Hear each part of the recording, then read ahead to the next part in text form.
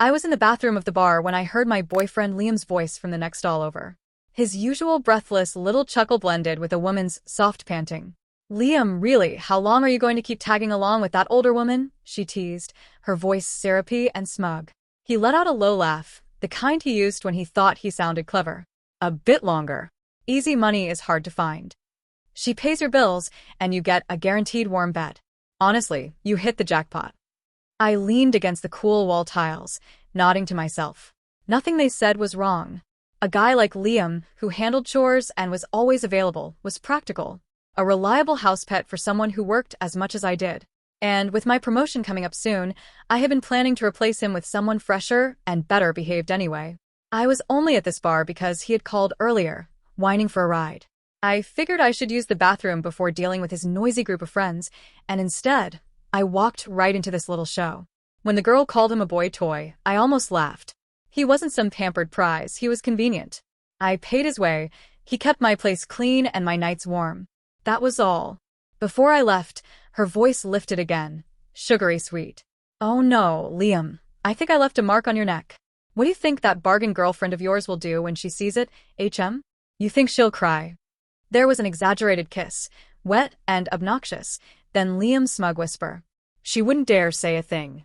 She's obsessed with me." The girl was Chloe Pierce, his childhood friend. The one he treated like a fragile porcelain doll. Their kissing only got louder.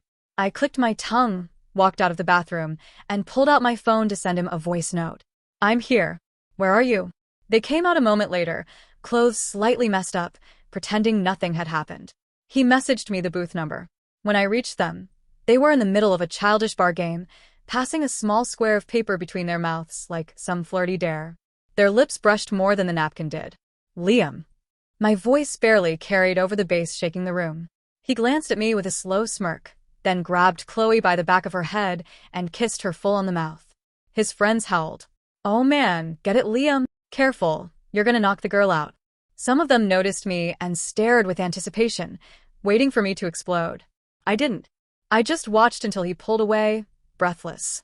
Then I stepped closer, hooked a finger through the silver chain around his neck, and asked calmly, "Are you done? Let's go." For a moment, he looked confused by my lack of anger. Then he smiled lazily and slipped his arm around my waist. "Yeah, babe, let's go." Their shock echoed behind us as we walked off. Does she enjoy getting cheated on? She must be terrified to lose him, poor thing. She's definitely whipped. Liam heard them too. His arm tightened around me, and he pressed a gentle kiss to my forehead as if comforting a sulking child. I just smiled and walked faster. He was temporary, a placeholder. A few more nights, then I was finished with him. As long as he did his job, I didn't care what else he did. I had known exactly who Liam was from the day he approached me. He was wealthy, privileged, and pretending to be broke. Dating me was easy for him. No family to interfere, barely any friends to ask questions, and I was attractive enough while keeping a cool distance. The perfect target for someone looking to play out a fantasy romance. And I'll admit it, he was beautiful. When he wanted to be charming, he could pull it off flawlessly. A spoiled heir who trained himself to act obedient for the sake of the game. It would have been a waste not to enjoy him while he lasted. But he had started testing me lately, acting bold, pushing boundaries. Combined with my upcoming transfer to another city, his end date was already set. 3 more nights. Then he was done. Pretty men are everywhere. The second we stepped inside my apartment, he wrapped himself around me, his breath warm on my neck. He smelled like chilled air, expensive liquor, and something uniquely his. He nuzzled my skin. "Ava, you're not angry?" I shook my head. Why would I be? He pulled out a small velvet box and opened it with a grin, revealing sapphire earrings. He laughed softly. "You always pretend you're fine. Don't be mad, okay? Look, I got these just for you. Took months of saving." He leaned in to attach one to my ear. If I had noticed the matching sapphire necklace on Chloe earlier, I might have believed him. The earrings came free with that necklace. A leftover bonus from the jeweler. I had seen the set online. I took the earrings, smiling thinly. "They're lovely. Thank you." Then I walked into the other room and immediately listed them on Poshmark. No point keeping them. Better to make quick cash and avoid lingering reminders. The rest of the night was spent in bed. He always threw himself into it like a man making up for something, and eventually he was the one begging for a break. Later, while he slept, I remembered a work document I needed to finish. I slipped out of bed, opened my laptop, and started typing. A new email notification appeared. It was a selfie from Chloe. The necklace glittered around her throat, right in the center of the frame. Under it, a series of childish insults. Cheap earrings for a cheap woman. Did you think he'd buy you something that wasn't meant for me? Everyone laughs about how desperate you are. Buying a man, really? How sad can you get? I deleted the message without reacting. Compared to the things past bosses had thrown at me before I got them fired, this was laughably weak. When I got back into bed, Liam shifted and pulled me close even in sleep. Ava, don't go. Don't be so cold. I patted his head like one might soothe a pet. Relax. I'll be gone soon. And in the quiet, I added with a small smile, I'll remember you for your enthusiasm and excellent customer service. The day after work, Liam called again and demanded I pick him up. This time he was at a private karaoke lounge. I was about to tell him no, but he switched to that dramatic wounded tone he used when he wanted something. If I did not come, it meant I did not care about him, and he would have no choice but to break up with me. There was still one night left on his timer. I was in the mood. When desire fogs your brain, your standards take a short vacation. I drove over. The second I opened the door to the private room, the mess hit me. Liam was reclining on a velvet sofa like he owned the place, and Chloe was settled across his lap like some kind of trophy. She waved at me with a sugary smile. Ava, perfect timing, she said cheerfully. Liam is tired of pretending with you. Since everyone is here, we decided it is a good time to be honest. Liam tipped his head back and eyed me like I was a nuisance. Yeah, this was fun, but I am bored now. He added, someone with my family background could never marry you. And, honestly, you are getting older. My parents would lose their minds. He waved around at the room. Let's end things without drama. It is better this way. I absorbed his words calmly. Got it. So, are you coming back with me tonight? If he was, I could squeeze in one last round before cutting him loose. The entire room exploded with mocking laughter. They thought I was begging. I told you she would not fight back. She is desperate. Now that she knows he is rich, she is clinging even harder. At her age, she cannot do better. Liam laughed until he teared up. He gestured at the bottles of expensive liquor arranged on the table like props. Tell you what, he said, voice dripping with smug amusement. If you finish all this, I will consider going home with you. I looked at the bottles. Not cheap. I had bought a client one of those whiskeys once. The price tag was enough to make an accountant faint. He must have misread my silence as fear. To increase the humiliation, he took out a thick stack of bills and started slapping hundreds on the table. One drink is $1,000, he announced. Finish everything, and I will go with you. The vultures in the room perked up immediately. Rich kids love throwing spare cash at chaos. I will add 500. Here is another 4. The pile grew until it nearly matched my monthly salary. That settled it. I was drinking. I grabbed a half-finished bottle of tequila and tipped it back. The burn clawed its way down my throat until my eyes watered. Silence. Even the music felt like it held its breath. Liam's expression curdled. He lunged forward and snatched the bottle from me. Ava, what are you doing? I ignored him, grabbed another bottle, and kept going. They underestimated me. You do not climb in a corporate environment without being able to outdrink half the men in the room.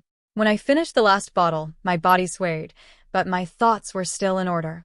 I gathered the cash, shoved it into my bag, and staggered out. Everything tilted. Darkness blurred the floor. Suddenly, strong arms lifted me. Liam's face appeared above me, stormy and furious. Are you trying to die? He hissed. You could have just admitted you were wrong. You could have just asked me to stay. Why do you always have to push everything to extremes? I was drunk, but not too drunk to laugh. That is hilarious. You planned to humiliate me so I would beg for forgiveness. His cheeks darkened with anger. He carried me out, put me in his car, and I fell asleep with my head on his lap. When I woke, I was in my bed, covers being pulled up over me. Liam sat beside me, his expression unreadable. The second I opened my eyes, he jerked away, ears turning red. I thought you died, he snapped. Too bad you survived. I am leaving. He got up, but something tugged the hem of his shirt. He looked back, oddly hopeful, probably waiting for an apology. Instead, I said, You wanna? I was still drunk. That was my excuse. His face turned scarlet. He shoved me back against the pillows and kissed me like he was trying to punish me. He pulled away with a wounded look. Ava, what do you think I am? A paid companion? My head throbbed. His shouting felt like a hammer. I pressed my fingers to my temple. Whatever you want, I muttered. He touched my forehead. His fingers froze. You are burning up. He pushed away and stood to look for medicine, but his phone rang. Chloe's voice blasted through the speaker. Liam, why are you still with that old woman? Come back to me. Liam smirked and leaned over me, making sure I heard. See? I told you. I always have options. He lowered his voice. Say sorry. A real apology. Then I will stay and take care of you. I turned away. There was nothing left in him I wanted. His face twisted. Being ignored was new territory for him. He stomped toward the door and threw a final line over his shoulder. Ava Harrison, we are done. Do not crawl back to me. The door slammed. My fever worsened. By the time I woke again, it was nearly 3 in the morning. My body felt weighed down by concrete. I could barely breathe, let alone stand. And I had no medicine in the apartment. Pride loses its value when your vision starts to blur. I called Liam. He answered immediately, voice dripping with contempt. Calling to deliver your last words? Dramatic. We already broke up. Chloe yelled in the background. Liam, hang up. If she is dying, let her. I ignored her. My voice came out thin and shaky. Liam, I need medicine. I cannot get out of bed. The delivery apps are closed. I am asking you. Please. He paused. The word please had caught him off guard. Then he laughed, careless and cold. So, this is your strategy to get me back? You could have just asked. It is only a fever. You are not dying. He chuckled. All right, here's the deal. You want me to come back? Get on your knees in a video and beg me to take you back. Send it to me. Then maybe I will think about it. I forced myself to hold back a scream and tried to make my voice sound soft, almost pleading. Liam, I really feel awful. I can't even sit up to make a video. His reply was cold and cruel. Not my problem. Then die there. Might as well make this breakup cleaner. He added a mocking note. Honestly, Ava, if you want to beg, just beg properly. Maybe I'd even consider it. Not my problem. That was his favorite line whenever he wanted to win. I knew in that instant he wasn't coming. I ended the call without a word. Maybe it was exhaustion, maybe the fever, but a hot tear slipped down my cheek, quickly followed by another and then another. A tidal wave of anger, hurt, and frustration I hadn't realized I'd been holding crashed through me. I cried like I hadn't in years, burying my face in my pillow, letting it all spill out. When I ran dry, I forced myself out of bed, got dressed, and called a car. At the hospital, I checked in, paid, and allowed the doctors to do their work. An hour later, my fever had broken, leaving me feeling alive again. I returned to my apartment, packed methodically, and by sunrise, my lease was officially terminated. Liam never showed up. By 8 a.m., I was at the airport, a new city and a fresh start waiting for me. Just as I was about to board, my phone buzzed. It was him. I answered. The contempt on his face twisted his features as he saw the terminal behind me. Ava, seriously? I say a few harsh words and you run off. Temper tantrum much. I roll my eyes. Weren't we already broken up? That was your line. This is the last time I answer your calls. Look closely, Liam. You won't find anyone like me again. I hung up. He stared at the phone, jaw tightening, rage flaring. She's gone. She's really gone. He drove to my old apartment, planning to throw my things out to force me back. But the key wouldn't turn. The landlord appeared, calm and unimpressed. Looking for Ava? She ended her lease this morning. Shock froze him. She hadn't lied, hadn't played a game. She was truly gone. Settled into my new job, my first paycheck in hand, I felt like the world had brightened. Then an unknown number rang. I assumed delivery, but the voice was unmistakable. Liam, furious and fast-talking. Ava Harrison, how could you leave without a word? I'm your boyfriend. Don't you owe me a conversation?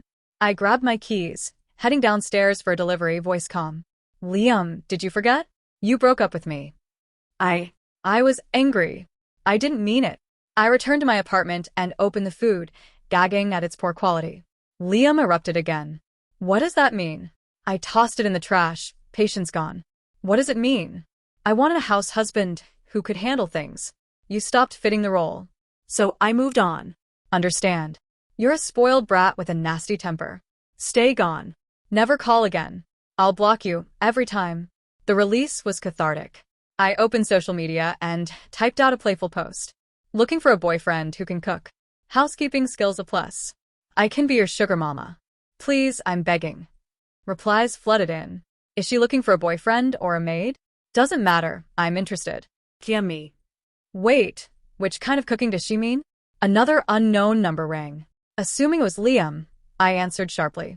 I'm not him, said a soft, hesitant voice. Familiar, but I couldn't place it. I'd like to apply for the boyfriend position, he added. Recognition hit. Noah. Noah Ashford.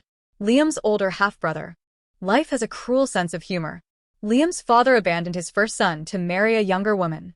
Liam was the son of the second marriage. Noah, the firstborn, was the son left behind. I had met Noah briefly in college, exchanged a few polite words, nothing more. A nodding acquaintance. Now, recognizing him, my tone softened. Oh, well, do you want to meet up? We agreed to a coffee shop near my office the next afternoon. Noah and Liam shared features, but their energy was worlds apart. Liam radiated privilege and arrogance. Noah radiated quiet, approachable warmth. I asked how he got my number. His faint blush betrayed him. I asked someone in college and kept it. Had a crush back then? I teased. He nodded. Yes. But you were busy. I didn't want to bother you. By the time I could call, you were with Liam. Then I saw your message yesterday. I knew you had a chance, so I called. He had the innocence of a college freshman, which made teasing irresistible. I leaned across the table. So, you've been stalking my social media? He looked up, flustered, and stammered an apology. I laughed and leaned back. It doesn't matter. The real question, can you cook? I clarified, normal cooking, with actual food. His eyes brightened. I could try. I snapped my fingers. Great.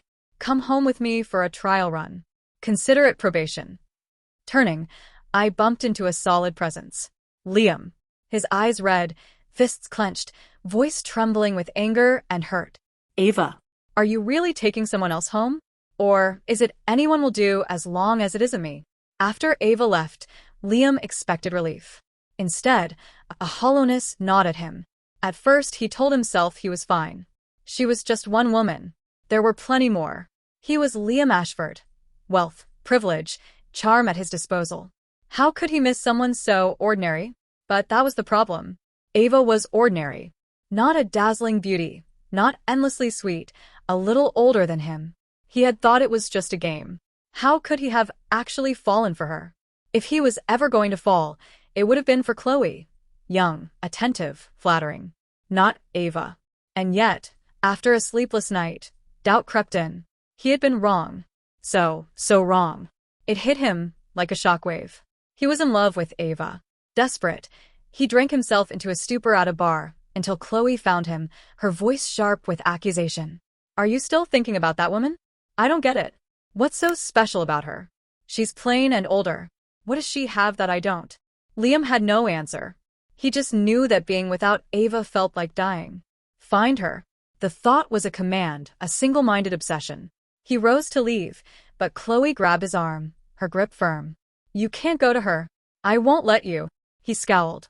Let go, Chloe. Don't force me to hold it against you. She held on tighter, face defiant. He ripped his arm free, sending her stumbling. Ava's poison your mind, she shrieked. Bitch. Ava Harrison is a bitch, he snapped back. This was your idea. You wanted to trick her. Don't blame me. Enough, he roared. Silence fell over the bar. We both need to cool off, he muttered, slamming the door behind him. He immediately booked a flight. By the next day, he was in her city, scouring every street and window until he found her. Through the window of a coffee shop, he saw her and the man sitting across from her. Pain, humiliation, and envy twisted in his chest. He had come to beg forgiveness, to grovel if necessary. But the words he overheard, the casual ease of her demeanor, reignited that old, stubborn pride. Anyone is fine as long as it isn't me, he barked, before storming inside. Slang and real life rarely mix well. This was proof. That's not what I meant. The entire cafe had turned to stare. Mortified, I grabbed Noah's arm, hustling him out. Around the corner, Liam reappeared, blocking us. Finally, he registered who Noah was. His father's firstborn. You son of a... Trying to steal my woman? Liam snarled, grabbing Noah by the collar. Liam, if you can't talk like a civilized person, shut up. I shoved him aside and stepped in front of Noah. Part pity, part curiosity, I wanted to see if he could cook. Liam's eyes glistened with unshed tears. You're defending him? You just met him. We broke up, and you're already on his side. I don't care. Who I'm with is none of your business, I said coldly. I hailed a cab, pushing Noah inside and sliding in after him, ignoring Liam's pounding fists as the car pulled away. In the back, Noah fiddled nervously with his sleeve. I'm sorry, did I cause trouble? A sly smile crept across my face. You did. He looked shocked by the bluntness. Then I added, so you'll have to make it up to me tonight. The making up, I clarified with a teasing grin, involves a delicious meal. No funny business. That evening, Noah cooked. The kitchen filled with mouth-watering aromas, the table a feast. Better than takeout, better than I'd hoped. I even opened a special bottle of wine. This is amazing, I sighed, savoring a bite. This pig did not die in vain. Noah smiled, then gently took my hand. So, did I pass the test? I squeezed his hand, smiling. Let's say you did. But, I murmured, lowering my voice, there's still the other kind of cooking to consider. I held his gaze. Are you sure about this, Noah? I'm not exactly nice. He leaned in, cupping my face, lips brushing mine in a soft, solemn kiss. I'm sure. Bad girl, or not, you're the one I want. I woke the next morning in the crook of his arm, mentally noting his impressive qualifications.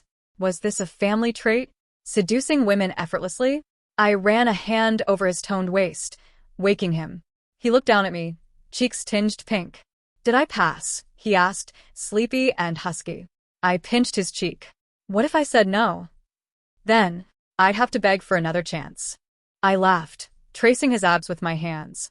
All right, fine. But you owe me lunch. Seafood. I need my strength back after last night. Noah practically leapt out of bed. I'll go to the market right now. Lunch, coming up. I stretched, watching gray drizzle outside. Careful, roads are slippery. He returned moments later, planting a dozen kisses on my face before finally heading out. Not 10 minutes later, a knock at the door. Assuming he forgot something, I opened it. Liam? Soaked, shivering, and feverish, he clutched my sleeve. Home. Ava, come home with me. I frowned. Liam, what are you doing? Are you insane? You can't be with him. I won't allow it. He was crying, words slurred. Ava, I was wrong. I'm sorry. Come home. I miss you. He collapsed against me. His forehead burned when I touched it. Memories of that night at the bar flashed. Muttering under my breath, I dragged him inside, gave him some fever medicine, and laid him on the sofa. You lunatic. We're even now. After this, I don't owe you a thing. An hour later, he stirred, eyes lighting up with delirious joy. He scrambled to hug me from behind. Ava. I knew you'd save me. I knew you cared. I was wrong, Ava. I was so wrong. Please, let's get back together. Wet clothes clung to me. I spun, shoved him off, and glared. Liam, did I save your life just so you could repay me with this nonsense? Liam froze, utterly stunned. Then, slowly, tears streamed down his face. His strength seemed to vanish, and he sank to one knee, still clutching my sleeve. Why, Ava? Why? He choked out, voice trembling. You still love me, don't you? I asked, my tone flat. If you didn't, why wouldn't you just let me die? Because I'm not you. I looked down at him, cold and unflinching. I'm not you, Liam. I don't toy with people for amusement. I don't watch someone suffer while I could intervene. I don't disregard life like that. He shook his head violently. No, that's not it. I didn't mean. I was young, spoiled, stupid. He sobbed, raw and unguarded. No one taught me love. No one showed me how to give it. I just wanted you to need me. Ava, I can change. I promise I can. Don't leave me, please. The proud, arrogant air, now trembling and desperate, like a dog begging for scraps of affection. All he wanted was a sliver of love. Just a little. I stared back, my heart frozen. And I asked, so everything, the lies, the humiliations that should just be erased because I was young? Who do you think you are, Liam? Maybe someone out there has the time to teach you decency. But it's not me. I'm too tired. He opened his mouth to argue, then deflated, whispering, you knew, didn't you? From the start, you knew I was lying. Desperation glittered in his eyes. I don't care about him. Just play with me instead. Give me a little of your time, a little of your love. That's all I ask. I can be better than him. I know you better. Ava, look at me. Just look at me. He fumbled with his wet shirt, tugging at the fabric. I grabbed his wrist firmly. Enough. Silence fell. It's not playing around. Not with him. I think I really like him. Liam froze. With Noah, it was real. And with him, only a game. At that moment, a key turned in the lock. Noah entered, arms loaded with groceries. He froze, taking in Liam on his knees, half-shirt. Without hesitation, he dropped the bags and stepped in front of me, shielding me instinctively. The fear in his eyes was raw and genuine. After several reassurances, he exhaled and hugged me tight. You scared me. I was terrified. I smiled faintly. It's okay. I've got this. Liam rose, trembling, pointing a shaky finger at Noah.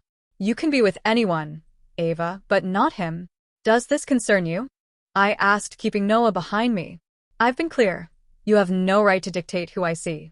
Leave now, or I call the police. Because he's the son of a murderer. Liam shouted, lunging for a knife from the counter, pressing it against Noah. The world froze. I remained still, texting 911 discreetly. You don't understand. My mother died because of him. He poisoned her. Liam yelled. You're wrong, Noah said, calm but tense. My mother wasn't a murderer. Liam roared, shaking violently. It was your father. Our father. No. My mother discovered his affair while pregnant with me. He bribed her to keep quiet. Later, he orchestrated the poisoning to manipulate both of you. Liam stared, disbelief etched into every line. You're lying.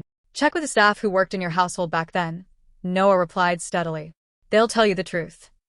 I took a slow, careful step closer. Liam, calm down. Give me the knife. Hand it to me. A broken, bitter smile touched his lips. If I give it to you, will you come back to me?